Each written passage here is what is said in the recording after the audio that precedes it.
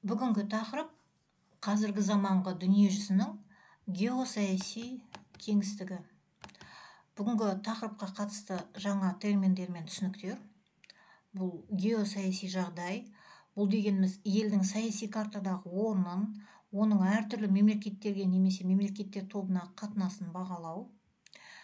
Келесі, лаңкестік ұйым, лаңкестік әрекетті жүзеге асыру мақсатында құрылған немесе өзінің қызметінде лаңкестікті пайдалану мүмкіндігін мойындаған топ. Жікшілдік немесе сепаратизм, латынның сепаратус, яғни жеке деген сөзінен шыққан, жаңа тәуелсіз мемлекет құру мақсатында немесе өте кең құқықты автономия мәртебесін алу үшін мемлекет аумағының жеке бөлігін оқшаулап, бөліп алуға бағытталған саясат пен әрекеттер. Дүниежүзінің геосаяси кеңістігі ала-құлалығымен және өзгермелі сипатымен ерекшеленеді. Қазіргі кезде әскери қақтығыстар алаңы болып отырған аймақтарға ең алдымен Африка, Азия жатады. Солтүстік Африкада үкіметке қарсы әртүрлі қозғалыстардың әрекеттері саяси жағдайды тұрақсыз етіп отыр. Алжирде ислам құтқару майданы, Сириядағы халықаралық күштер араласуға мәжбүр болған жанжал, Сомалиде мемлекеттің бірнеше бөліктерге бөліну қаупін туғызатын ұзаққа созылған азамат соғысы жүріп жатыр қазіргі таңда. Алжиріңіз, бұнда ислам құтқару майданы, Сириядағы жанжал, бүкіл әлем қатысып отқан, яғни таяу шығыстың тұсында орналасқан мемлекет. Одан кейін Африкадағы Сомалида ұзақ уақытқа созылған азамат соғысы жүріп жатыр. Геосаяси құбылыстар мен үдерістердің дамуы 20 ғасырдың екінші жартысында өте қарқынды жүрді. 60 жылдарда отарлық жүйенің күйреуі, 90 жылдарда федерациялардың ыдырай бастауы саяси картада үлкен өзгерістерге алып келді. Бір-біріне қарсы тұрған екі полюсті әлемнің орнына жаңа геосаяси жағдай алмастырды.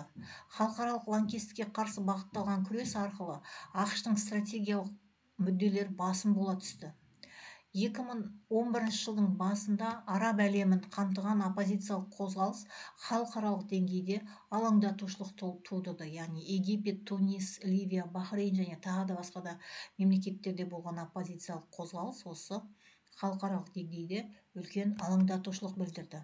Сонымен 21 ғасырдың басында халықаралық аренадағы саяси күштердің ара салмағы едәуір өзгеріске түсті.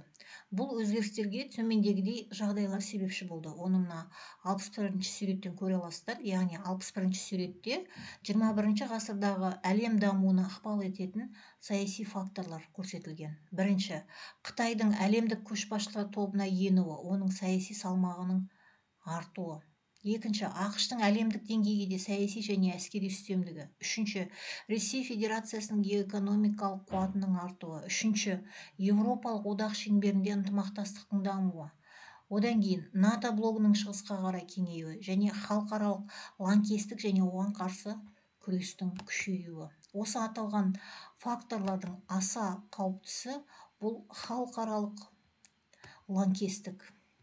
Халықаралық лаңкестік кең тараған құбылыс. Бұл әсіресе 2001 жылы 11 қыркүйектегі тарихтағы бұрын соңды болмаған лаңкестік әрекеттен соң айқын байқалады. Сол кезде ақш-тың өзі осынау ғаламдық лаңкестіктің адам айтқысыз салдарынан зардап шеккен еді.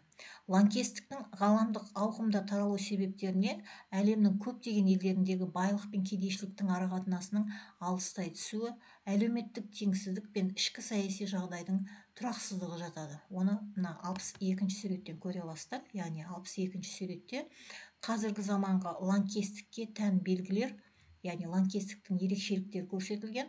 Ол лаңкестік тактиканың өзгеруі, лаңкестік ұйымдар құрылымының жетілдірілуі, халықаралық лаңкестіктің адами ресурстар мен қаржылық көздерінің арта түсуі, лаңкестіктің ең жаңа түрі ақпараттық лаңкестіктің пайда болуы, діни және ұлттық өшпенділік негізіндегі лаңкестіктің басым болуы, лаңкестіктің қатыгез формалары мен әдістерінің пайда болуы.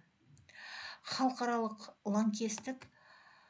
лаңкестіктің аса қауіпті түрі ретінде 1960 жылдардың соңында пайда болды. Қазіргі кезде оның ауқымы қауіпті деңгейге жетіп отыр. Халықаралық лаңкестіктің негізгі мақсаты мемлекетті басқару ісіне кедергі келтіру, экономикалық және саяси нұқсан келтіру, тұрақсыз жағдай қалыптастыру арқылы үкіметті өз саясатын өзгертуге итермелеу, халықаралық лаңкестік қоғам тіршілігін қамтамасыз ететін нысандарға қауіп төндіру, қоршаған орта мен адам өміріне жаппай қастандық жасау тәрізді әрекеттерге айналуда. Дүниежүзінің геосаяси кеңістігіне қарама-қайшылықты үдерістер тән. Солардың бірі геосаяси жаһандану және антиглобализм. Қазіргі геосаяси жағдайды көп полюсті күрделі әлемнің тұрақсыз ара салмағы ретінде түсіндіруге болады. Осы жағдайда дүниежүзіндегі кез келген күшті мемлекеттің немесе геосаяси орталықтың басқа саяси күштерді ескермей өз бетінше әрекет етуіне жол берілмейді. Мұның өзі геосаяси жаһанданудың белгісі деуге болады. Ал антиглобализмнің алғашқы ресми ұйымы 1998 жылы Францияда пайда болған. Аттак Франция деген ұйым болды. Бұл қаржы операцияларына салық салуды жақтайтын азаматтар ассоциациясы.